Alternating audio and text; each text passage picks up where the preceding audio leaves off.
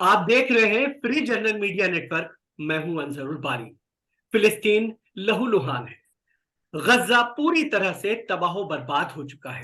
7 लाख से जायद बच्चे जो फिलिस्तीन के हैं वो एक तरह से डिस्प्लेस हो चुके हैं। और ये कहा जा सकता है कि अब उनके घर का पता नहीं है। गजा में हालात तो कयामत की तस्वीर बयान कर रहे हैं। जिस तरह के हालात वहां पर है, जाहिर है कि उन तस्वीरों को देखने के बाद कोई भी इंसान जिसके दिल में दर्द होता है, जिसके दिल होता है, वो कहीं ना कहीं इस तरह की तस्वीरों को देख करके तड़प उठता है। और बावजूद इसके जिस तरीके से इस्राएली सेना की बमबारी हो रही है, बेंजामिन नेतन्याहू जो कि इस्राएल के प्रधानमंत्री हैं, उनका जो रवैया है वो किसी आतंकवाद या किसी आतंकवादी से भी ज्यादा घिनौने चेहरे के तौर पर इस वक्त दुनिया के सामने उभर करके आया है। दरअसल बात ये इसलिए कही जा रही है क्योंकि पूरी दुनिया इस वक्त फिलिस्तीन में जो कुछ हो रहा है उसको लेकर के सीज फायर की बात कर रही है। ये ऐलान कर रही है कि इसराइल को फौरन जंग रोकना चाहिए। लेकिन इसराइल के प्रधानमंत्री बेंजामिन नेतन्याहू बराबर अपने उस जुनून में पूरी तरह से डूबे हुए हैं। उनका कहना यह है कि जब तक के हमास के एक एक व्यक्ति को खत्म नहीं कर दिया जाता, तब तक के उनकी ये कार्रवाई जारी रहेगी, भले ही इसके लिए उन्हें किसी तरह की और कितनी भी कीमत अदा करनी पड़ जाए। हालांकि दुनिया का जो नक्शा है, खासतौर से जो लोग अपने आप को न्याय पसंद कहते हैं, इंसाफ पसंद कहते हैं, और खासतौर से वो यूरोप जो इस पूरे मामले में अपने आप को न्याय का सबसे बड़ा हमदर्द कहता है, और ये कहता है कि वो गरीबों के साथ, मजलूमों के साथ और इंसाफ की बात करने वालों के साथ खड़े होते हैं, उनका दोहरा चेहरा भी एक तरह से उभर करके सामने आया है। तो आज हम इस चीज को समझने और जानने की कोशिश करेंगे कि आखिर ये जंग कैसे रुकेगी, क्या वजह है कि सीज फायर नहीं हो पा रहा है, क्या पूरा फिलिस्तीन खत्म हो जाएगा या और एक तारीख बनकर रह जाएगा। और जिस तरीके से ओआईसी, जिसके लिए कहा यह जा रहा था कि शायद ओआईसी की मीटिंग के बाद इजराइल अपनी इस हरकत से बाज आएगा, सीज फायर के लिए कोई राह निकलेगी, 4 दिन हो गए हैं, बावजूद इसके अब तक किसी तरह के सीज फायर की कोई उम्मीद नजर नहीं आती है। इस वक्त हमारे साथ 2 खास मेहमान मौजूद हैं। हमारे साथ डॉक्टर मणिशंकर अय्यर साहब हैं, पूर्व राजनयिक, एक बड़ा नाम है और पूर्व केंद्रीय मंत्री हैं। हम आपको बताएं कि मणिशंकर अय्यर साहब एक ऐसा इंसान जो न्याय के लिए बगैर किसी चूचरा के और बगैर किसी दबाव के अपनी आवाज को बबांगे दहल कहता आया है, चाहे उसके लिए किसी तरह की कोई कीमत अदा करनी पड़े। यही वजह है कि दुनिया इन्हें एक अलग तरह से देखती हुई नजर आती है। वो हमारे साथ हैं, हम उनका बहुत बहुत स्वागत करते हैं। साथ ही साथ शुक्रिया। हमारे साथ मोहम्मद अदीब साहब हैं, जो कि Indian Muslim for civil rights के चेयरमैन हैं और पूर्व राज्यसभा सांसद हैं। मोहम्मद अदीब साहब भी कहीं ना कहीं मोहताज के तारुफ नहीं है। जिस तरह का दर्द उनके दिल में है, जिस तरह से दबे कुचले लोगों की ये आवाज बनते रहे हैं, वो भी किसी से ढकी छुपी नहीं है। तो दोनों खास मेहमान इस वक्त हमारे साथ मौजूद हैं। जिस तरह के हालात बने हैं, किसी से छुपा हुआ नहीं है। सबसे पहले अदीब साहब, हम आप ही के पास आएंगे और आपसे जानना चाहेंगे, अगर इस वक्त फिलिस्तीन की हम बात करें, गजा लहूलुहान है, फिलिस्तीन पूरी तरह से खून में नहाया हुआ है, कोई पुरसाने हाल नहीं है, इस पूरी तस्वीर को आप किस तरह से देख रहे हैं? अंदर साहब, ये बड़ी खुशनसीबी है कि हम लोग गुफ्तगू हैं मणिशंकर शंकर अय्यर साहब के। उनका मुताला इतना शदीद है और इतना उन्होंने एक बहुत ही जबरदस्त एक मजमून चंद दिन पहले लिखा था, जिससे पूरे उसको बयान किया था कि ये तारीख है कहाँ। मैं तो सिर्फ ये कह सकता हूँ कि ये जो जो कुछ फिलिस्तीन में गाजा में हो रहा है, इससे अगर ये समझा जाए कि ये खत्म होगा, अब दुनिया बहुत दिनों तक आतंकवाद से झेलेगी। वो बच्चे जिन्होंने अपने आंखों के सामने अपने माँ बाप को मरते देखा है, मैं वो देखता हूं तो मेरा दिल बैठता है कि वो नौजवान बच्चे, कोई 15 साल के, 12 साल के, 10 साल के, वो क्या बनेंगे? वो इंसान बनेंगे? उनके दिल में कोई कोई हमदर्दी रहेगी कि इंसान को मारा कैसे जाता है? ये एक पूरी फैक्ट्री तैयार की है अमेरिका और इसराइल ने मिलकर। और ये इसलिए हो रहा है कि उन्हें ये मालूम है कि अरब ममालिक, वहां जमहूरियत तो है नहीं, बादशाहत है, वो भी बादशाहत रहम करम पर अमेरिका के है। जब जिसको चाहते हैं उतरवा देते हैं, जिसको चाहते हैं चढ़ा देते हैं, लेकिन अपने साथ रखते हैं। अगर ये, लेकिन हैरत यह है कि पूरी दुनिया हिल गई है। और सबसे बड़ी बात यह है कि आप देखिए कि जितने नॉन मुस्लिम कंट्रीज हैं जो जो जमहूरियत पे यकीन करते हैं, जो इंसानियत पे यकीन करते हैं, जो इंसानी वैल्यूज पे यकीन करते हैं, चाहे वो अमेरिका हो या पूरा यूरोप हो या पूरी दुनिया के लोग सड़कों पे हैं। लेकिन अगर आवाज नहीं है तो ये अरब ममालिक से नहीं है। ऐसा नहीं है कि वहां के लोगों को इसका एहसास नहीं होगा, जरूर होगा। मुझे तो अपने मुल्क में बड़ा अफसोस है। हमारे मुल्क में जो इस वक्त की मौजूदा सरकार है, हम 2 डेमोन्स्ट्रेशन में गए, छोटे छोटे डेमोन्स्ट्रेशन ऑर्गेनाइज हुए थे, और दोनों में पुलिस ने पकड़ लिया और कहा कि नहीं, आप फिलिस्तीन का नाम नहीं लेंगे। हमें अफसोस इस बात का होता है कि ये गांधी का मुल्क है। गांधी वो शख्स है जिसने उस जमाने में कह दिया था कि भाई फिलिस्तीन फिलिस्तीनियों का है, ऐसे ही जैसे कि जर्मनी जर्मन का है और फ्रांसीसी फ्रांसीसियों का है। उस मुल्क में हमको अपने गम का इजहार नहीं कर सकते। एक एक बड़ी हैरत अंगेज मैसेज ये भी मसाजिदों को मिली कि आप फिलिस्तीन के लिए दुआ न करिए। हम मतलब ऐसे ऐसे मुल्क में जो हम अपने को गांधी का मुल्क कहते हैं, अब ये जमीनी तौर पर फतेह उनकी होगी, जाहिर है कि आज नहीं तो 15 दिन के बाद वो सब खत्म कर देंगे। लेकिन एक नई नस्ल तैयार होगी जो इंसानियत की दुश्मन होगी। ये दुनिया एक अजीब जगह खड़ी हो गई है जहां कोई हाथ पकड़ने वाला जालिमों का नहीं है और कोई आदमी रोकने वाला नहीं है, कोई आदमी मजलूमों के लिए हाथ दिखाने के लिए तैयार नहीं है। एक बड़ी बड़ी खतरनाक सिचुएशन इस मुल्क में पैदा हो गई है। मैं यही तवक्को करता हूं कि अब यह है कि अब इसराइल जो है वो गाजा में भी आके बैठेगा, और वो मालिक जो अभी तक हमास का साथ नहीं दे रहे हैं, वो एक तरफ से तो मिस्र की गोद में आ जाएगा करीब में, बिल्कुल। अभी वो तो एक बॉर्डर था, एक चेक पोस्ट बनी हुई थी जहां हमास के लोग उनको रोके हुए थे, और दूसरी तरफ जॉर्डन। ये दोनों के सर पे आके बैठेगा और फिर इन लोगों को इसका अंदाजा होगा। मैं तो बहुत ही इस सदी का सबसे दर्दनाक वाकया समझता हूँ। हम्म। जरूर है, मैंने पढ़ा है किताबों में हम्म। होलोकॉस्ट में क्या क्या हुआ, कैसे कैसे मारे गए। लेकिन इस सदी का होलोकॉस्ट अगर है तो मैं अपनी आंखों से देख रहा हूँ कि सब बिल्कुल। तरफ से बंद है, हम्म। कहीं निकल नहीं सकते हैं, अस्पतालों पे बम्बार्टमेंट हो रहे हैं, बच्चे मर रहे हैं, हम्म। और दुनिया खामोश है। हम्म। ऐसे ये मुमकिन नहीं था। अब ऐसे में सवाल उठता है कि यूएन कोई प्ले जगह है, हम्म। या यूएन का कोई रोल है? हम्म। ये एक बड़ी मुश्किल बातें हैं ठीक है। जो दिल को परेशान कर। बिल्कुल, हमारे साथ चूंकि मणिशंकर अय्यर साहब हैं, राजदूत हैं, एक बड़ा नाम है।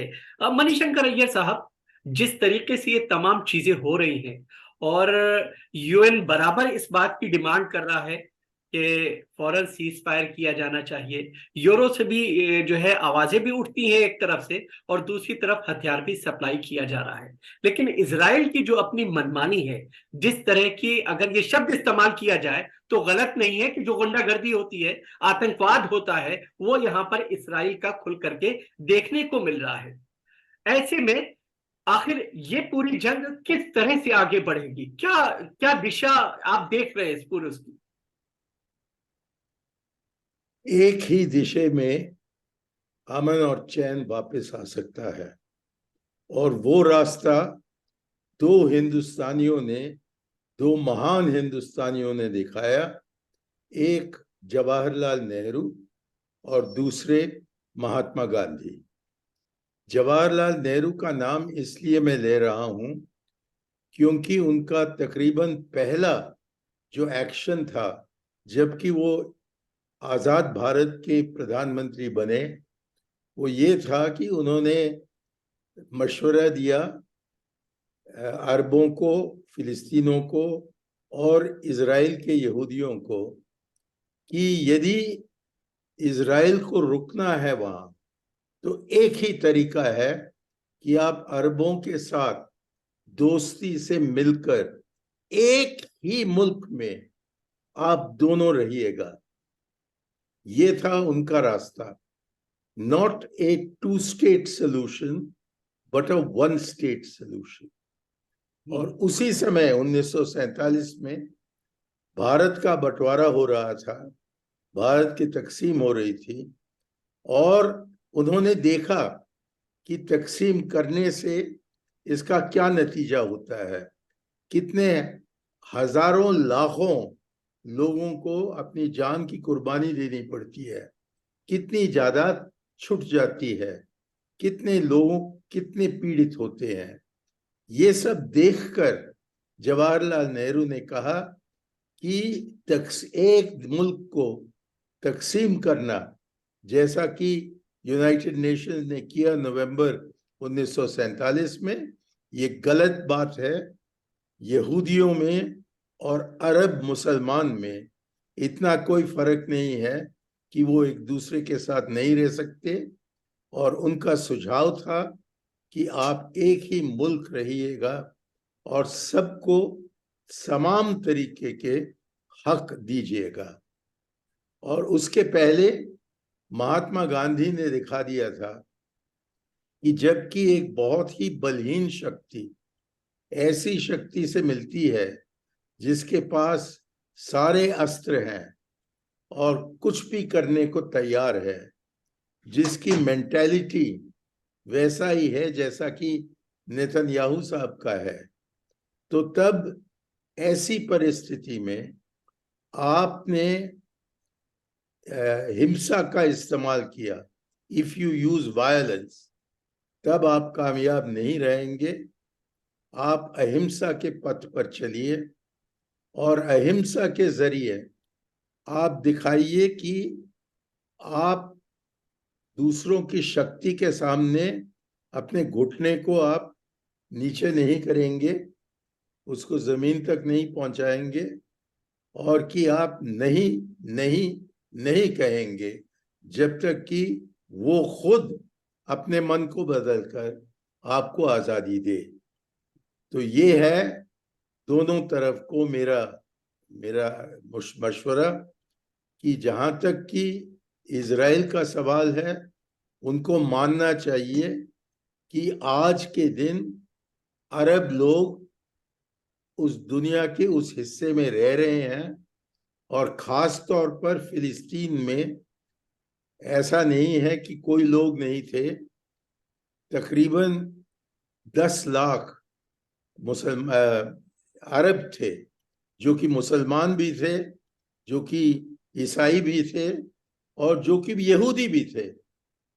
और कि इसलिए दोनों को मिलकर, अरबों को और यहूदियों को मिलकर एक मुल्क बनाना चाहिए, एक देश बनाना चाहिए जिसकी एकता विविधता पर आधारित हो, जैसा कि भारत ने अपना किया। जब पाकिस्तान बना मुसलमानों के लिए, हमने कहा, जवाहरलाल जी ने कहा कि ये देश जो बचा है वो हिंदुओं के लिए नहीं है, वो सभी के लिए हैं जो यहाँ के बाशिंदे हैं। और वैसा ही इजराइल को करना चाहिए था 1947 में। यदि वो करते तो आज के दिन कोई हमास नहीं होता। और जहां तक कि हमास का सवाल है, मैं जानता हूं कि उन्होंने अपनी फलसफा बार बार बदला है, और अब वो कहते हैं कि वो इजराइल को मानने को तैयार हैं, लेकिन एक शर्त पर कि अरबों को, फिलिस्तीनियों को अपना ही मुल्क हो जो कि बिल्कुल सॉवरेन हो, जिसमें कोई पाबंदी न हो, और जहां की वो रह सके। और तब वो इजराइल के साथ अमन और चैन, दोस्ती के साथ रहने को तैयार है। लेकिन क्योंकि इजरायली उनको वो नहीं दे रहे हैं, ये हिंसा के पथ पर निकले हैं। और हिंसा के पथ पर निकलने से न केवल इजरायलियों को हानि पहुंच रही है, लेकिन उससे भी कई ज्यादा फिलिस्तीनियों को हानि पहुंच रही है। और जहां की तकरीबन 1,500 इजरायली जान से मारे गए हैं गाजा से जो मिसाइल्स चले उसके जरिए, जो हो रहा है गाजा में, किसी ने कहा अभी कि वो एक हॉलोकॉस्ट है, कि 11,000 लोग, आदमी, औरत, बच्चे, खास तौर पर बच्चे, जान से मारे जा रहे हैं। और इस तरीके से आगे बढ़े तो कोई हल नहीं निकल सकता। अहिंसा के द्वारा ही कुछ हल निकल सकता है, और ये मानने पर कि अरबों को भी हक बनता है कि वो फिलिस्तीन में रहे। अच्छा, एक सवाल आपसे ये समझना चाहेंगे कि जिस तरीके से आपने कहा कि एक ही नेशन, चूंकि गांधी जी की भी ये एक सोच थी, पंडित नेहरू साहब ने भी इस तरह का एक कॉन्सेप्ट दिया था, उस चीज का जिक्र आप भी कर रहे हैं कि एक नेशन हो। लेकिन जिस तरीके से इसराइल का जो रवैया है और जो एक विस्तारवादी सोच आज इस स्टेज पर उस पूरे खित्ते को लेकर के आ गई है, आपको लगता है कि ये इतना मुमकिन है, इतना आसान है? न केवल इजराइल, लेकिन अरबों ने भी कहा कि जवाहरलाल नेहरू जी का फॉर्मूला वो स्वीकार नहीं करेंगे। तो इसलिए 1967 में जंग होने के पश्चात यूनाइटेड नेशंस ने तय किया कि एक 2 स्टेट सोल्यूशन आएगा, कि फिलिस्तीनियों को अपना राज होगा और यहूदियों को अपना राज होगा, ज़ायोनिस्ट को अपना राज होगा। लेकिन हम भी इंतजार में हैं। 1967 में मैं 26 साल का था, आज मैं 83 साल का हो गया, लेकिन वो 2 स्टेट सोल्यूशन कहीं नजर में नहीं आ रहा है। वो कोशिश कर रहे हैं कि फिलिस्तीनियों को आखिरी बच्चे तक उसको खत्म कर दें, क्योंकि जबकि वो कहते हैं कि हमास के एक व्यक्ति को हम जीवित नहीं छोड़ेंगे, वो कैसे जानते हैं कि कौन वहां गाजा में हमास का है और कौन नहीं है। सभी फिलिस्तीनियों को अपने मन में एक ही सोच है कि हम आजाद हों। तो इस लिहाज से वो हमास के सोच से जोड़ते हैं। साथ साथ चंद ही लोग हैं, शायद 1,000 लोग होंगे, शायद 2,000 होंगे, जो कि हमास पार्टी के मेंबर्स हों। तो इसलिए कैसे ये इजरायली ढूंढ निकाले होंगे कि ये हमास का है और दूसरा जो है वो हमास का नहीं है। तो इसलिए सबको ही खत्म करने से वो सोचते हैं कि हमास खत्म हो जाएगा। लेकिन इतिहास हमें जिताता है, इसी इतिहास हमें बताता है, दर्शाता है कि जब आजादी का सवाल उठता है तब कोई भी ऐसी शक्ति नहीं है जो सबका मुंह बंद कर पाए। और जब तक कि फिलिस्तीनियों को आजादी न मिले, जब तक कि उनको न्याय न मिले, तब तक अमन और चैन के लिए कोई जगह नहीं है। बिल्कुल। अदीप साहब, आपसे समझना चाहेंगे कि जिस तरीके से ओआईसी की जो बैठक हो रही थी, क्योंकि एक तो 35 दिन के बाद वो बैठक हो रही थी, उस बैठक को लेकर के तमाम लोगों की निगाहें उस पर लगी थी कि कुछ ऐसा स्टैंड आएगा कि जिसके बाद जो है इजराइल अपनी जो एक सीज फायर वाली पॉलिसी को लेकर के बढ़ रहा है कि हम सीज फायर नहीं करेंगे, मुमकिन है शायद सीज फायर हो। लेकिन 4 दिन गुजर चुके हैं, अभी तक मामला जस का तस है, सीज फायर का कहीं दूर दूर तक अता पता नहीं है, अभी भी बेकसूर लोग मारे जा रहे हैं। और अल-शिफा हॉस्पिटल जो इस वक्त इसराइलियों के कब्जे में पूरी तरह से आ चुका है, खबरें इस तरह की आ रही हैं कि वहां से तमाम जो 2300-2400 लोग उसके अंदर पनाह लिए हुए हैं, जिनमें बड़ी तादाद मरीजों की है, बच्चे हैं, बूढ़े हैं, तमाम तरह के लोग वहां पर मौजूद हैं। डॉक्टर का अमला है।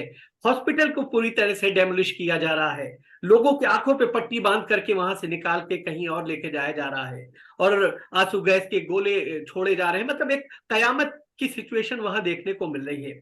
ये जो अरब ममालिक का रवैया रहा या ओआईसी का रवैया रहा, ये इस पूरी जो जंग है उसको किस तरह से इसको देखा जाए इस पे? देखिए, ओआईसी की कोई हैसियत तो है नहीं। वो ओआईसी ने मीटिंग इसलिए नहीं की थी कि वो कोई सोल्यूशन लाएंगे। उनको अपनी आवाम से को जवाब देने के लिए कि हम बातचीत कर रहे हैं और ये कर रहे हैं, ये उसके लिए उन्होंने किया। तो ये हाल तो अक़वाम अभी मुत्तहिदा का मणिशंकर भी है। भाई ने जी। जिक्र किया पंडित नेहरू का, और मैं एक वाकया मैंने पढ़ा, वो भी मैं आपको बयान करूं कि मौलाना आजाद ने एक जगह लिखा कि जब उनसे कहा गया कि आप बंटवारे का मुखालफत क्यों कर रहे हैं, एक जमीन को क्यों बंटवा रहे हैं, तो उन्होंने ये लिखा, और वो बड़े दानिश्वर आदमी थे। उन्होंने कहा कि अगर मजहब के नाम पर बंटवारा करोगे तो हिंदुस्तान में हिंदुओं का तासुब ता हयात तक झेलोगे, और जो पाकिस्तान बनेगा वहां का मुसलमान वहां के हिंदुओं के साथ तासुब करेगा जब तक जिंदगी रहेगी। तो हकीकत में हमने देखा भी है कि आज जो हमारा बंटवारा मजहब के नाम पे हुआ, हम आपस में आज भी उलझे हुए हैं। कहीं ना कोई चिंगारी होती है, और उसी का नतीजा है कि आज वो लोग जिनसे मौलाना आजाद लड़ते रहे, वो लोग आज इस मुल्क के हाकिम बन गए, और जिनसे मौलाना आजाद लड़ते रहे वो दूसरे मुल्क के कायद आजम बन गए। ये हो तो हुआ है, लेकिन जहां तक कि इसका सवाल है, जो मुझे खौफ है, और वो खौफ ये है कि ये गुरिल्ला वार की शक्ल अख्तियार कर गया है, और वो ईरान की तरफ से हिफ्जुल्लाह का, अब अमेरिका अपने ईरान को रोकने के लिए अपने दो बेड़े उसने वहां खड़े किए हुए हैं। कब तक खड़े रहेंगे? क्योंकि जिस तरीके का रिजेंटमेंट है, क्योंकि अब वो आजादी की बात जो मनी भाई ने कही, आजादी की बात अब मिस्र में भी आ गई है। बहुत जल्द मैं तसव्वुर करता हूँ, हो सकता है मेरा तज्जिया गलत हो, कि मिस्र में भी इनकलाब आएगा, और मिस्र के हाकिमों को भी देखना पड़ेगा, और इसी तरह से जॉर्डन में भी आएगा। अब वहां के लोग जो देख रहे हैं, ये कहाँ जाएंगे? ये जो लोग हैं ये जाएंगे कहाँ? इसराइल तो ये कहता है कि अब हम यहीं रहेंगे। वो कुछ दिन के बाद हटेंगे, लेकिन कुछ जाने इधर की जाएंगी, कुछ जाने उधर की जाएंगी। और ये सब में, इसमें सबसे गंदा रोल जो अदा किया है, वो यूनाइटेड स्टेट के प्रेसिडेंट ने किया है। उन्होंने वो चाहते थे, शायद इसमें अरबों का भी हाथ होगा कि भैया इनको निपटा दो, ये लड़ रहे हैं। और ये जंग इसलिए हुई, जो मैं समझता हूँ, मनी भाई ज्यादा समझा पाएंगे, ये जो एक G20 में एक रेजोल्यूशन पास हुआ था कि एक नया कॉरिडोर बनेगा, वो कॉरिडोर जो चाइना ने बनाया था, वो सिल्क रूट के लिए इन्होंने कहा कि हम एक कॉरिडोर बनाएंगे जो सऊदी अरेबिया और इसराइल से होता हुआ लंदन यूरोप जाएगा। Saudi Arabia was about to accept, सारी निगोशिएशंस हो गई थी। इन हमास के लोगों ने ये सोचा कि भाई ओस्लो एग्रीमेंट हुआ, यासिर अरफात के साथ दो मुल्कों की बात हुई, छोटे छोटे जो अरब मुल्क थे उन्होंने अपना एग्रीमेंट कर लिया इसराइल के साथ। अब अगर सऊदी अरेबिया भी कर लेगा तो हमारा इशू खत्म हो जाएगा। तो मुझे ये लगता है कि ये वो उनके लिए राइट टाइम था, और इसमें ईरान का कोई अहम रोल जरूर रहा।